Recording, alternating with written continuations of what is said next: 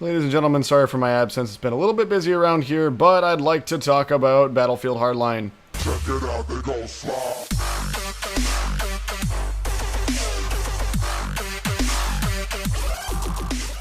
Battlefield Hardline Beta has been out for a little less than a week, or I've been playing it for a little less than a week now. And I've got some ideas about it. I've got, my general opinions formulated, and it's decent.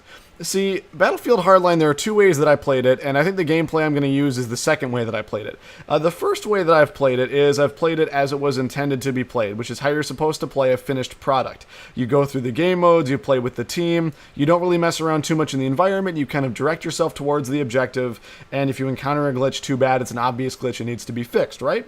And hopefully everything goes well. And in that respect, Battlefield Hardline, for the most part, has been relatively glitch and performance hiccup free. The beta is decently optimized, at least better optimized than the Battlefield 4 beta was, and it seems like most of the game mechanics are working okay, barring two.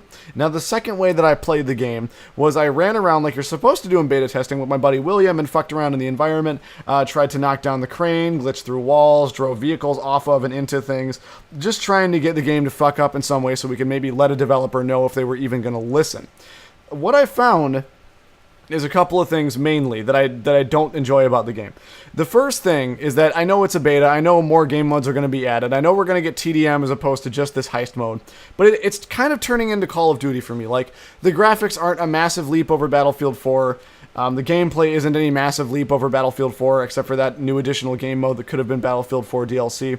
It doesn't feel like a complete release that's worth $60 just yet. And again, still beta, we might get more content than we bargained for. It's all pretty subject to change still. One thing that I really enjoyed, at least preliminarily, if that's even a word, is the way that purchasing weapons works. You actually fucking purchase the weapons. Like, the weapons are easy to get to, the kits are very accessible.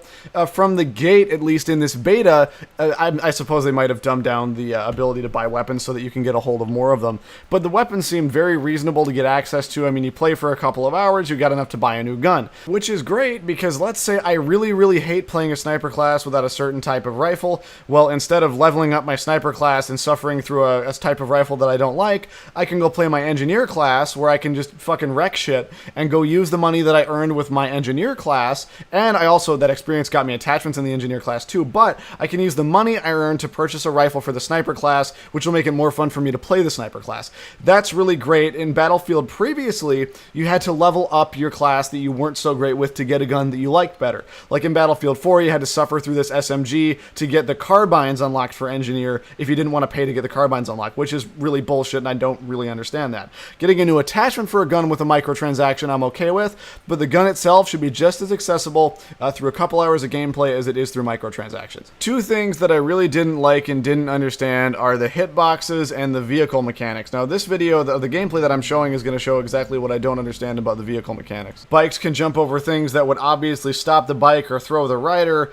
Cars don't get damaged when you run them into shit. You can do all these ridiculous jumps and wall runs and wall drives and without any consequence of any kind. And I understand that it's important that the vehicles are accessible to everyone, but could we at least take damage from very, very severe crashing? At the very least, is that a thing that we can do? And hitboxes, in my experience with the game, now this might just be because I'm bad, and I am pretty bad at Battlefield, as we all know. There are games where I've gone 8-8. There have been games where I've gone, like 15-4. And there are games where I've had really, really good kill to death ratios just flailing the mouse around with an SMG. But the instant I try to, use a more accurate gun, when I try to use a sniper rifle, when I try to use, say, like an M16A3 or some other gun from the game that requires a little more aiming, either I don't know how to shoot it or it's more difficult to shoot than I think it is. And from what I've seen, a lot of the player base is also using those SMGs. So something tells me that something with hitboxes, something with aiming and latency, and something with the way that the larger guns are controlling is making it preferable to use an SMG. And that even just with the map, it might be because it's more close quarters.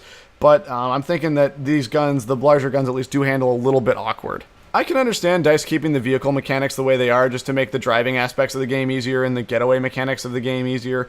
I would like to see at least a little bit of a look into the way the larger and less wieldy weapons are handling, just because it makes the game a little bit less accessible and it makes using non-SMG guns just a little bit less fun. So that's the one thing that I really like addressed, is just the way the larger guns are handling. And again, I'm probably just fucking terrible, and leave a comment if you think I am, because I know I'm pretty fucking terrible at Battlefield. So there's that. There's my opinion of Battlefield Hardline so far. Not sure if I'd buy it. I don't think it's a very, very full game or a very, very large improvement. The guns handle a little awkward. The driving is a little bit weird, but understandably so. And other than that, the game is fun.